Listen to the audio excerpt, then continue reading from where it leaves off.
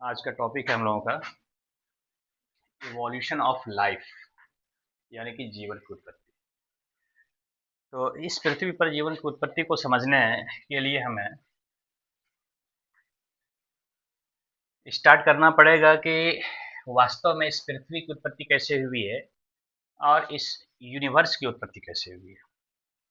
एक theory Lemaitre नामक scientist के द्वारा प्रस्तुत किया गया 1931 में, और इन्होंने एक थ्योरी दिया, थ्योरी ऑफ बिग बैंग या बिग बैंग थ्योरी, या इसके थ्योरी को बिग बैंग थ्योरी के नाम से जाना जाता है। अकॉर्डिंग टू लेमैत्रे ये पूरा यूनिवर्स एक सोलर नेब्यूला से क्रिएट हुआ है, यानी कि जब कुछ भी नहीं था इस यूनिवर्स में तो सबसे पहले एक विशालकाय विस्फोट हुआ जिसे बिग बैंग नाम दिया गया, और इस विस्फोट के परिणाम स्वरूप पूरा यूनिवर्स गैसियस क्लाउड्स के रूप में, यानी कि गैसी बादल के रूप में भर गया। और इस गैसी बादल में जितने भी पार्टिकल्स थे, कण थे, उसके बीच अट्रैक्शन यानी कि आकर्षण और विकर्षण की प्रक्रिया जारी हुई, और उस आकर्षण विकर्षण के कारण इस सोलर निब्यूला के कणों के बीच जो लगाव हुआ, कण आपस में जुड़ते गए और धीरे धीरे बड़े बड़े पार्टिकल्स का, बड़े बड़े कण का और खगोलीय पिंड का निर्माण हुआ, और इस प्रकार होते होते हमारा अर्थ भी क्रिएट हुआ। एक सोलर सिस्टम बना और सोलर सिस्टम का एक प्लेनेट अर्थ बना। ये अर्थ एकमात्र ऐसा प्लेनेट है जहां पर लाइफ एग्जिस्ट करता है, जहां पर जीवन निवास करता है। हम लोग बात करते हैं कि इस अर्थ की उत्पत्ति कब हुई, कितने वर्ष पूर्व हुई। तो अर्थ की उत्पत्ति के बारे में एक अनुमान है कि अर्थ यानी कि हमारी पृथ्वी 4.6 बिलियन वर्ष पूर्व 4.6 बिलियन वर्ष पूर्व हमारी पृथ्वी का निर्माण हुआ। और इस पृथ्वी पर जो सबसे पहला संकेत है, इंडिकेशन है लाइफ का, वो 3 इंटू 10⁹ ईयर्स, देखिए 3 इंटू 10⁹ ईयर्स पूर्व में पृथ्वी पर लाइफ का फर्स्ट इंडिकेशन मिला। और ये जो फर्स्ट इंडिकेशन मिला, ये एक साइनोबैक्टीरिया के रूप में हुई। ऐसा माना गया कि पृथ्वी पर सबसे पहला क्रिएटेड जीव जो है वो है एक साइनोबैक्टीरिया है, एक प्रीमिटिव बैक्टीरिया है। ये बहुत ही सिंपल होता है, और यही वो पहला बैक्टीरिया है जो पृथ्वी पर 3.9 बिलियन वर्ष पूर्व आया। तो फर्स्ट इंडिकेशन है। आगे हम लोग बात करें कि पृथ्वी पर जो सबसे रिकॉर्डेड फॉसिल्स है, सबसे ओल्डेस्ट रिकॉर्डेड फॉसिल्स है, वो है यू बैक्टीरियम आइसोलेटम। यू बैक्टीरियम आइसोलेटम, ये ओल्डेस्ट फॉसिल्स के रूप में इसे पहचान किया गया, और इसका अनुमानित एज है 3.2 बिलियन वर्ष पूर्व का है। ये फर्स्ट फॉसिल्स इस पृथ्वी पर प्राप्त किया गया, जिसे ओल्डेस्ट फॉसिल्स के नाम से जाना जाता है, जो कि यू बैक्टीरियम आइसोलेटम के रूप में मिला। और ये फॉसिल्स पृथ्वी पर सेडिमेंट्री रॉक्स, अवसादी चट्टान में पाया गया, जो कि साउथ अफ्रीका के क्षेत्र से प्राप्त किया गया। यानी कि साउथ अफ्रीका के क्षेत्र में जो सेडिमेंट्री रॉक्स था, वही से इस यू बैक्टीरियम आइसोलेटम नामक फॉसिल्स को प्राप्त किया गया, जिसका अनुमानित आयु 3.2 बिलियन वर्ष है। आगे हम लोग बात करते हैं कि इस पृथ्वी की उत्पत्ति क्योंकि 4.6 बिलियन वर्ष पूर्व हुई है, और इस पृथ्वी पर जो चट्टान है, दो मेन प्रकार का चट्टान है, टू मेन टाइप्स के रॉक्स है, जिसमें से कि ओल्डेस्ट रॉक्स जो कि 3.3 से 3.6 बिलियन वर्ष पूर्व के बीच बना है, और वही सेडिमेंट्री रॉक्स 2.7 से 3.2 बिलियन वर्ष पूर्व में बना है, और इसी 3.2 बिलियन वर्ष पूर्व, यानी कि सेडिमेंट्री रॉक्स जैसे ही बना, इसके साथ साथ यहाँ पे बैक्टीरिया पाया गया और बैक्टीरिया का अवशेष भी प्राप्त हुआ यूबैक्टीरियम आइसोलेटम के रूप में। ये पृथ्वी का कुछ पुराना इतिहास है। आगे हम लोग बात करते हैं कि पृथ्वी जब बना होगा, यानी कि पृथ्वी की जो उत्पत्ति हुई, तो पृथ्वी की उत्पत्ति 4.6 BYA में हुई और पृथ्वी पर जो फर्स्ट लाइफ आया या फर्स्ट फॉसिल्स है वो 3.2 BYA है। तो ये जो इतना लंबा गैपिंग है, इसका क्या कारण रहा, और फिर यहाँ से जो प्रेजेंट लाइफ है, तो ये लंबा गैपिंग में क्या क्या चेंजेस आया पृथ्वी के एटमॉस्फेयर में।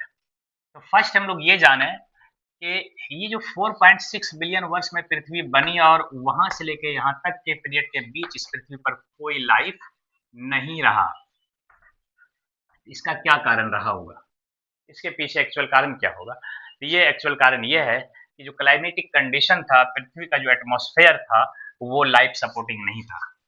तो ये जो प्रिमिटिव एटमॉस्फेयर है,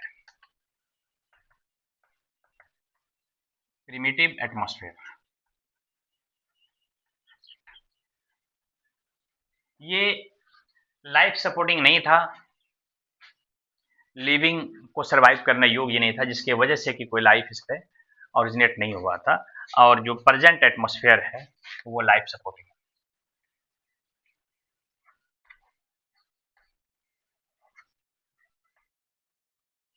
हम लोग ये देखें कि ये जो प्रिमिटिव एटमॉस्फेयर है और प्रेजेंट एटमॉस्फेयर है, इन दोनों में क्या क्या डिफरेंसेस रहा होगा। तो पहले हम लोग बात कर लेते हैं कि क्या कारण था, कैसा एटमॉस्फेयर था जिसकी वजह से पृथ्वी पर लाइफ नहीं था। तो प्रिमिटिव एटमॉस्फेयर का जो नेचर था वो ये था कि यहाँ पे कोई भी ऑर्गेनिक कंपाउंड नहीं था, यहाँ पे ऑर्गेनिक कंपाउंड नहीं था। इस समय जो पृथ्वी का टेम्परेचर था प्रिमिटिव एटमॉस्फेयर का टेम्परेचर एस्टिमेटेड 800 डिग्री सेल्सियस, जो कि बहुत ज़्यादा होता है, जिसपे कि कोई भी लाइफ सरवाइव कर ही नहीं सकता है। तो टेम्परेचर की बात की जाए तो टेम्परेचर बहुत ज़्यादा था। दूसरा कि लाइफ के लिए जो जरूरी गैस होता है, जिसको हम लोग ऑक्सीजन के नाम से जानते हैं, तो ऑक्सीजन इस पे नहीं था। प्रिमिटिव एटमॉस्फेयर में ऑक्सीजन नहीं था और वाटर भी नहीं था। टेम्परेचर, रेनफॉल, इलेक्ट्रिक स्टॉर्म वगैरह बहुत ज़्यादा था। टेम्परेचर हो गया, रेनफॉल, देखिए बात ये हो रही है कि रेनफॉल तो था लेकिन टेम्परेचर इतना ज़्यादा था कि वाटर अवेलेबल नहीं हुआ करता था इस अर्थ के सरफेस पर। रेनफॉल के ठीक बाद क्या होता था, इवेपोरेट कर जाता था, वाटर अवेलेबल नहीं हुआ करता था। इसी तरह से यूवी रेज, जो लाइफ को डिस्ट्रॉय करने वाला यूवी रेज, कॉस्मिक रेज, ऐसी कई हानिकारक किरणें थी जो लाइफ को सपोर्ट नहीं करता है, लाइफ को एग्जिस्ट करने नहीं देता है। इसके बाद इस एटमॉस्फेयर में, प्रिमिटिव एटमॉस्फेयर में यूवी रेज और कॉस्मिक रेज वगैरह के आने का कारण ये था कि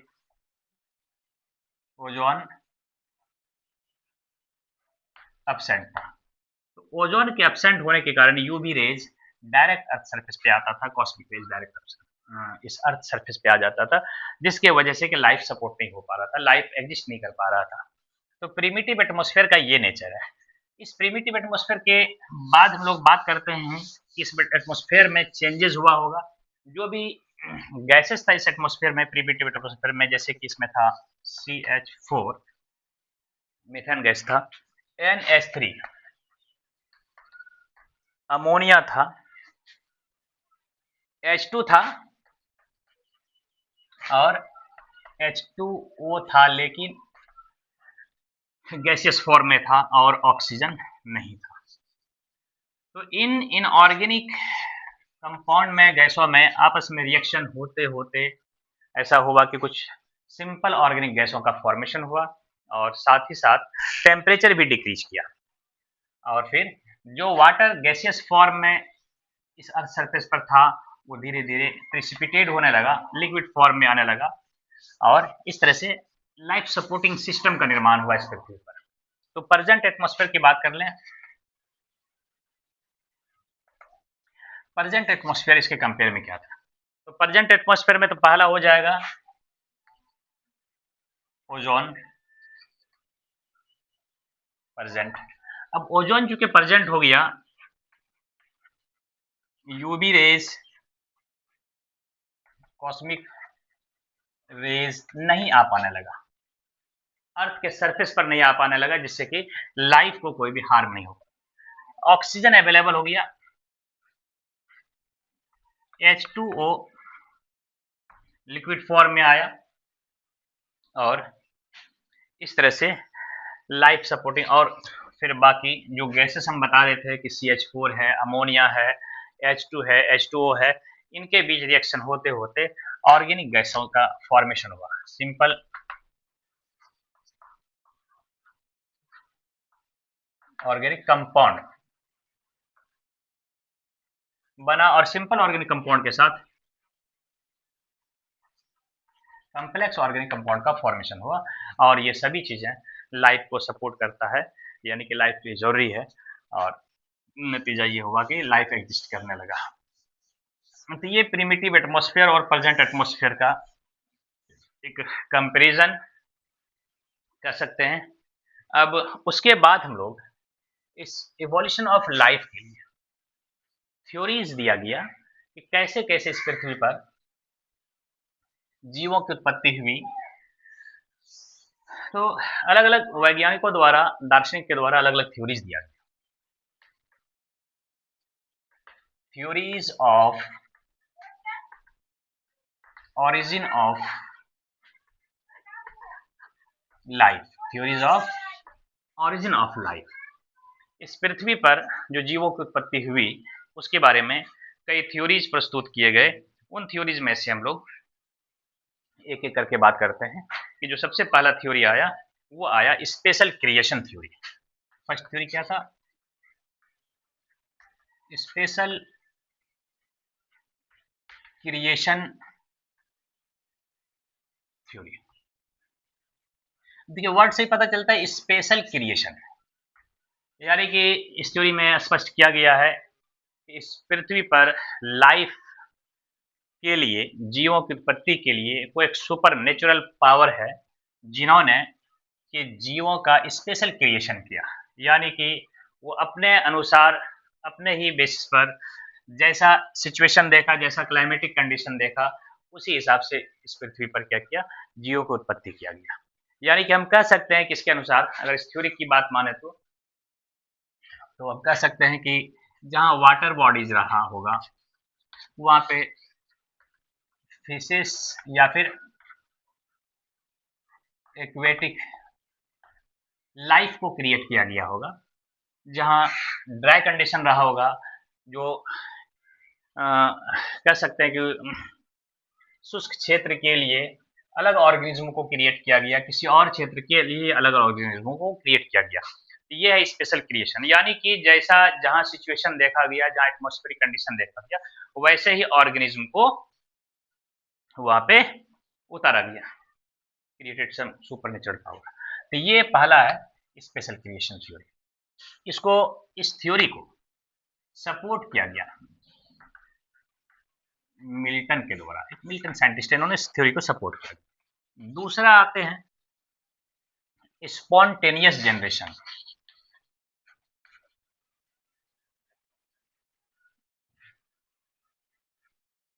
स्पॉन्टेनियस यानी कि इस थ्योरी की बात माना जाए, या इस थ्योरी के अनुसार हम कह सकते हैं कि पृथ्वी पर जो जीवों की उत्पत्ति हुई वो अचानक से हुई, इसके पीछे कोई एक सिस्टम नहीं रहा होगा, अपने आप जहां जैसा हुआ वैसा जीव आ गया, स्पेशल क्रिएटेड हो गया, स्पॉन्टेनियस, अचानक क्रिएट हुआ।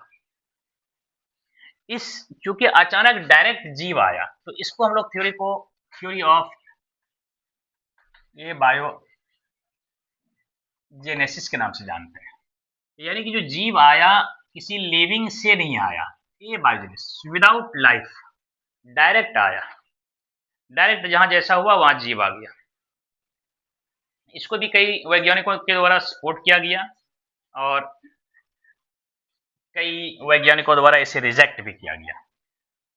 इस थ्योरी को रिजेक्ट करने के बाद बायोजेनेसिस आया। तो पहले हम लोग देखते हैं स्पॉन्टेनियस जनरेशन में कई एग्जाम्पल दिए गए। एग्जाम्पल ये दिए गए कि जहां अगर हम ऐसा करते हैं कि डर्टी क्लॉथ्स को वेट कंडीशन में, गंदे कपड़े को गीली अवस्था में अगर रख दिया जाए अप्रॉक्स 17 डेज, इसके सपोर्ट में कहा गया लगभग 17 दिन या 20 दिन तक किसी गंदे कपड़े को गीली अवस्था में अगर रखा गया तो वहां ये देखा गया कि वहां पे माइस क्रिएट हुआ है, यानी कि चूहे का जन्म हो गया है। तो ये इसके सपोर्ट में आया था। लेकिन बाद में इस स्पॉन्टेनियस थ्योरी को, जनरेशन थ्योरी को रिजेक्ट कर दिया गया कई साइंटिस्ट के द्वारा, जिसमें कि मुख्य रूप से लुइस पास्चर और